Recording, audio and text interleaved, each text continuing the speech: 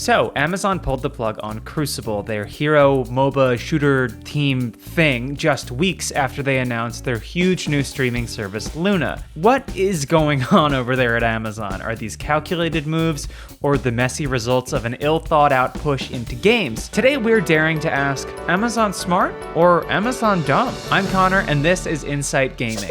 We gon' party, hey, hey. We gon' party.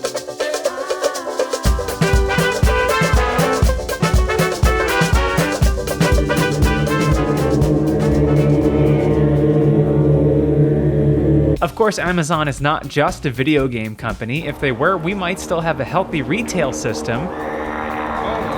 But this is a gaming channel, and we're here to talk about video games, naturally. However, I don't want to ignore the objectively evil shit Amazon is constantly up to. So I figure I'll just get it all out here at the top. Just detox, put it out. Are we ready? Amazon has paid thousands to lobby in favor of racist facial recognition software. They paid zero federal income tax in 2018. Jeff Bezos' personal fortune has increased by $74 billion during a pandemic. Amazon reportedly monitors private employee communications in the interest of squashing labor organizing, and they used Prime Day as an excuse to break pandemic safety promises made to warehouse employees. All right, Christ. So what is Crucible? Crucible was a free-to-play third-person hero shooter MOBA battle royale, which is exhausting to say, let alone play, I'm sure.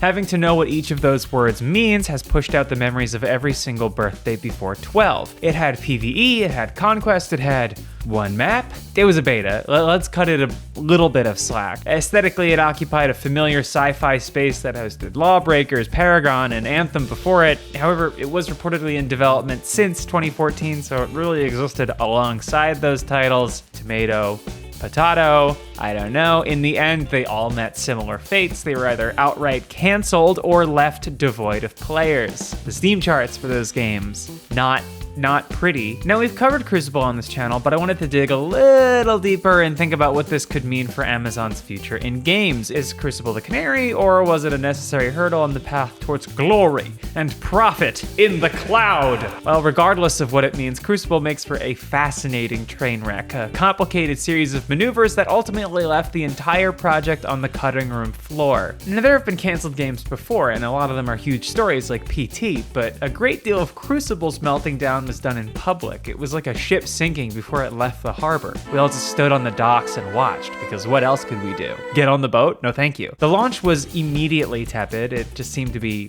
out one day with relatively little fanfare. Reviewers with access gave their thoughts, and while most seemed bored and uninterested, some thought the game was a promising mashup of genres. IGN's reviewer Kyle Campbell wrote, "The fighting you'll do the most is extremely boring."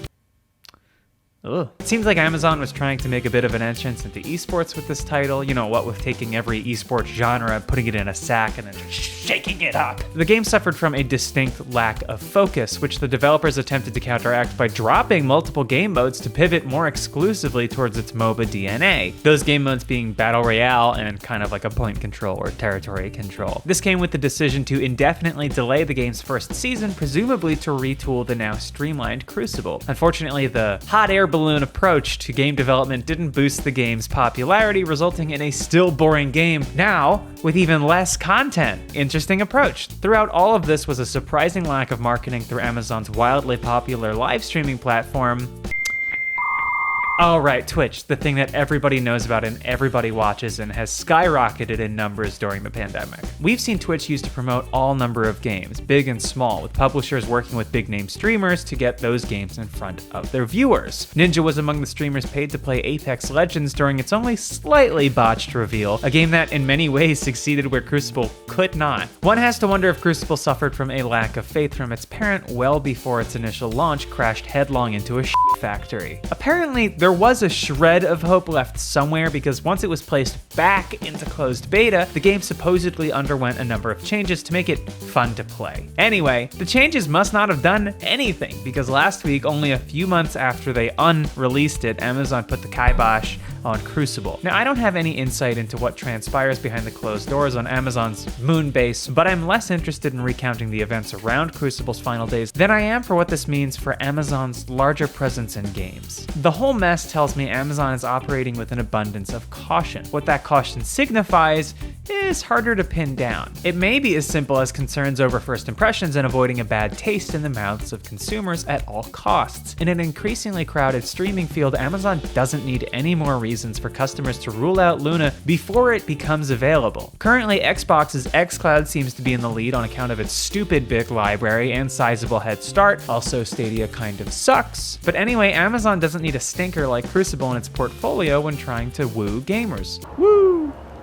Yay. It's an enormous super corporation, yes, but it doesn't have a great deal of cred when it comes to making games, and Crucible was going to be their first large-scale title out of the gate. There's the Grand Tour video game tie-in, but that was bad, and I can't imagine Jeremy Clarkson even remembers recording dialogue for it. However, if we look at Crucible's fate cynically, this could have been a purely profit-driven decision. I mean, look, obviously, this is a business. But we've seen what happens when game companies are only concerned about numbers. You get shuttered studios, unhappy customers, and yes, canceled projects, sometimes canceled well before their time. The million-dollar question is who decided the game wasn't worth it, improvements be damned? Was it a creative lead? Was it a suit? Was it a committee? Did Jeff Bezos have a night terror and press a poorly placed cancel Crucible button? Many of Crucible's developers have transitioned now to working on New World, Amazon's forthcoming MMO, and that's a very straightforward reasoning for discontinuing Crucible. New World has benefited from far more of a presence on Twitch, showing Amazon is already putting more eggs in this basket. So then Amazon decided that focusing on a single more original title would be worth their time and money rather than splitting their efforts and supporting another stab at sci-fi esports? Is it that simple?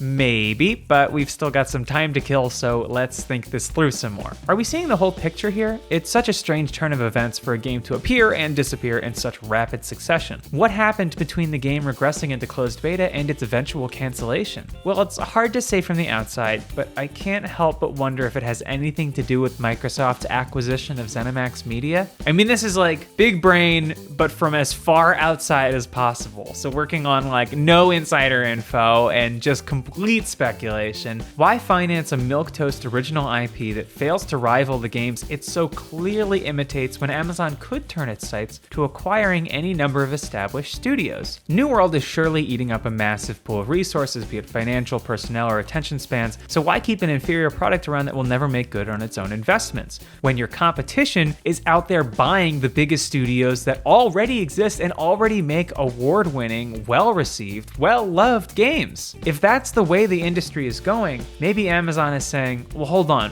why aren't we developing more than one game right now, especially if one of them is not good and we're actively doing work to course correct our reputation on this thing? Maybe we should just use our enormous wallet to buy another studio. They've got like an old school dad wallet where it's like as thick as a Dagwood sandwich, and it's just like, what do all those cards do? Is that a napkin? Anyway, this returns us to my previous point of a company acting on numbers. It just strikes me as slightly less cynical. After all, the company promised refunds for any purchases made in the game since its launch in May. That likely doesn't amount to much compared to the money dropped on developing the game in the first place, but it operates as a show of good faith towards the customers Amazon does not want to lose. Rather than a last-ditch effort to save face, it would signify Amazon moving with the industry as the landscape shifts. And the fewer companies attempting to brute force their way into games with a liquid gold fire hose, the better. That would probably hurt a lot, because I don't know what gold's melting point is at, but that would be very hot. Now, as a caveat, I don't want Amazon to acquire anyone. I'm still not sure how thrilled I am about the Microsoft ZeniMax deal. I'm not even sure if I want to see Amazon get into games, but if they're gonna do it, I'd like to at least get good video games out of it. Like, at the very least, if we're gonna have monopolies, give me a good product. Personally, I don't see game streaming flourishing to its fullest potential while so many of us are at home so often these days, but that means companies will have to be especially willing to stick this out for the long haul, and I would like to see it happen for Luna. You love an underdog story, right? Anyway, RIP Crucible, 40 to your memory. Oh, where am I gonna find a hero shooter or a MOBA or a battle royale? If you know of any, drop some in the comments. Bye. Cue the comments. Actually, Grand Tour was kind of a AAA game. Yeah, But whatever. Y'all know what please correct us in the comments. We love it and we read them and Yes. we take them all very I take seriously. them to heart, absolutely. Yeah. But yes, this video, as you might have guessed from the title, is a big RIP to the free-to-play shooter Crucible. 2020